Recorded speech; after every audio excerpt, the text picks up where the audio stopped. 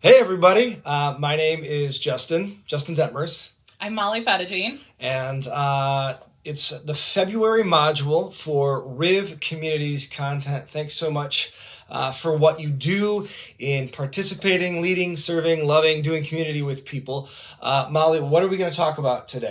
Today we are talking about the attributes of God and what the heck that means and what the heck they are. Yes, well, to help us with what the attributes of God are, there's a book that we have both consulted. It's a classic, it's a good one, it's a little bit lofty, but it's amazing.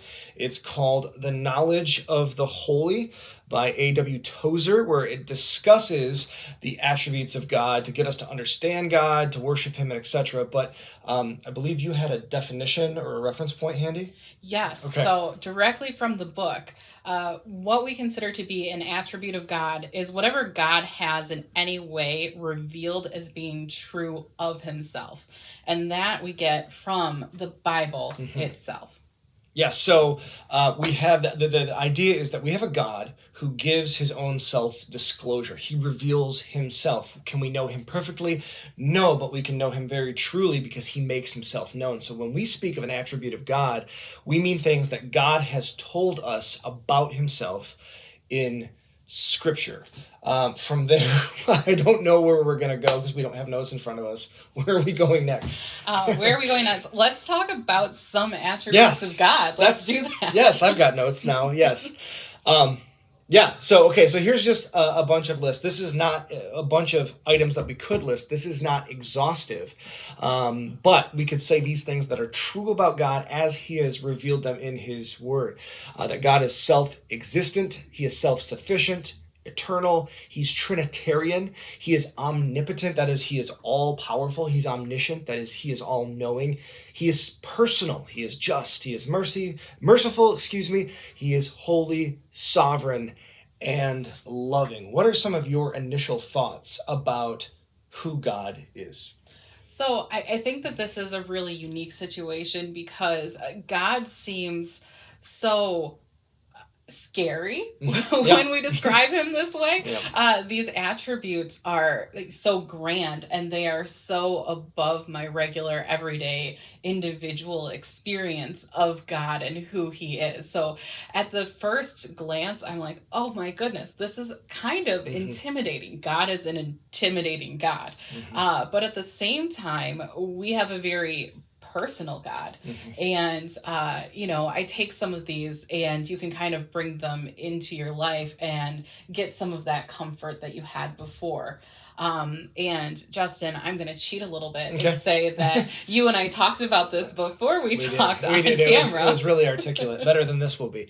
But we were talking about this, and one of the biggest comforts to me in all of this is that God has revealed who he is, not just through the scripture and through what we read, but actually in the life and presence of Jesus Christ. And through that, we are able to understand these attributes. And we can't ever personify God because he is obviously so beyond that. We couldn't get into any sort of problems with understanding or misaligning the creator with his created. Yes. But we can say, okay, God came to us in human form, and this is what it looks like. So that's what mercy looks like when Jesus has compassion on the leper, or he was holy because he was totally pure. Like, it's not just an idea on the page or some theological notion, but like it was living, breathing, evidenced in Jesus. One of the things that I took away from this book, Tozer starts out and he says, what comes into our minds when we think about God is the most important thing about us. So if we have bad views of who God is, we won't worship God, we won't give him his due, or we'll distort him and then we'll turn away into idolatry, to sin. But if I understand God as holy and just and powerful, that's the person worth obeying. And that's the person when the scripture says something that doesn't jive with my society or my thinking or my own appetites, I need to yield to that. If he is really omniscient, if he is all-knowing and all good, that's a game changer.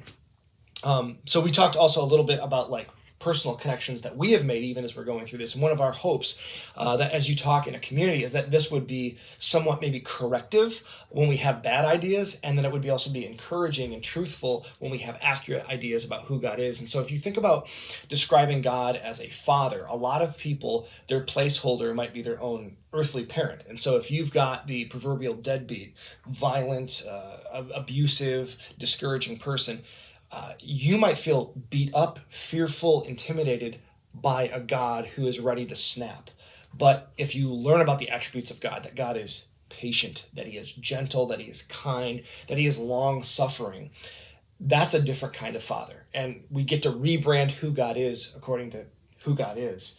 So that's a really big thing. So for me, one of the things I was thinking about in preparation for this is the attribute of mercy, that we have a God who is merciful, that God doesn't love me the way I would love me, because I tend to think, well, if I obey, if I do a good job, if I do everything the way I'm supposed to, then I would become worthy of respect and love. Mm-hmm. But we have a merciful God who just gives that out of his own character, not based on our own performance. And so for me, that's an encouragement when I look at my failures or I look at the disappointments I have with other people, is we have a merciful God. So I don't know if you have any resonance with you about a particular attribute, but I feel like that's something that we all want to be thinking about. Yes. So I'm going to pick the two most difficult to say, the omnipotent and omniscient, because having this notion that God is all-knowing and that he is just everywhere all at once is just incredible, because you kind of go down the rabbit hole, and I'm a nerd, so I start thinking, oh my gosh, do we even have free will if he has all of this? The answer is yes, but it's incredible to me that we have a God who knows what we're going to do. He knows us so thoroughly. He knows us so well that it's not even a prediction. He just knows how we're going to react in these situations. And it's really helpful to me because that's a bit of a comfort, right? He knows what's going to happen. None of this is going to be a surprise to him. This is not something that we are going to have to rely on ourselves to try and get through. This presence of God is everywhere around us, and he knows everything around us. Mm-hmm. And that sounds so scary and so big and esoteric and out there, but it's actually really, really personal and deep when you get into, he knows you, he knows your actions, he knows your heart. He knows our hurts, he knows our upbringing, he knows family wounds, he knows our hopes, our ambitions. Mm-hmm. That's extremely comforting, especially if you look to an uncertain future or you've got stressors and challenges.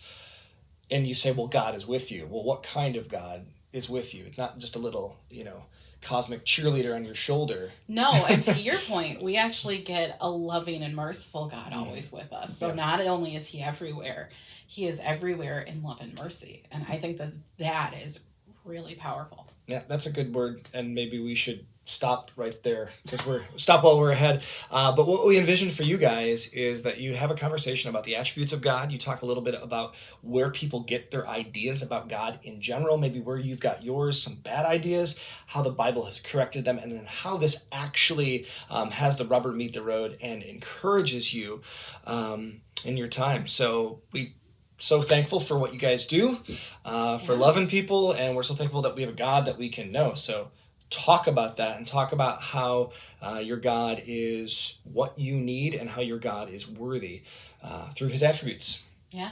Thank you. Thank you. See you guys.